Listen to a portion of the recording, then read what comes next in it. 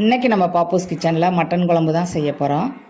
இந்த குழம்பு பண்ணுறதுக்கு ஃபஸ்ட்டு ஒரு குக்கரில் எண்ணெய் சேர்த்துட்டு கூடவே பட்டை, கிராம்பு, ஏலக்காய், பிரிஞ்சி இலை, சோம்பு சேர்த்து வறுத்துட்டு பச்சை மிளகாய், சின்ன வெங்காயம், பெரிய வெங்காயம், கருவேப்பிலை சேர்த்து வதக்கி விட்டு இது வதங்கின உடனே இஞ்சி பூண்டு பேஸ்ட்டு சேர்த்து பச்சை வாசனை போக வதக்கி விட்டு அரைச்சி வச்ச தக்காளியும் தேவையான அளவு உப்பும் சேர்த்து நல்லா வதக்கி விட்டு இது வதங்கின உடனே மஞ்சள் தூள், மிளகாய் தூள், மல்லித்தூள் சேர்த்து வதக்கி விட்டு கழுவி க்ளீன் பண்ணி எடுத்து வச்சுருக்கிற மட்டனை சேர்த்து ஒரு 5 நிமிஷம் கலந்து விட்டு வேக வச்சு எடுத்துக்கணும். அதாவது மட்டன்லேருந்து தண்ணி வெளியேற வர கலந்து விட்டு வேக வச்சு எடுத்துக்கணும். இது கலந்து விட்ட பின்னாடி மட்டன் மசாலா தூள் சேர்த்து ஒரு தடவை கலந்து விட்டு குழம்புக்கு தேவையான அளவு தண்ணி சேர்த்து ஒரு தடவை கலந்து விட்டு குக்கரை 6 விசில் வர்ற வர மீடியம் ஃப்ளேமில் வேக வச்சு எடுத்துக்கணும். இப்போ மட்டன் ஃபுல்லாக வெந்து வந்துருச்சு. இதில் கூடவே தேங்காய் பேஸ்ட்டு சேர்த்து ஒரு தடவை கொதிக்க வச்சு மல்லி இலை தூவி இறக்குனா உங்களுக்கு பிடிச்ச மட்டன் குழம்பு ரெடி.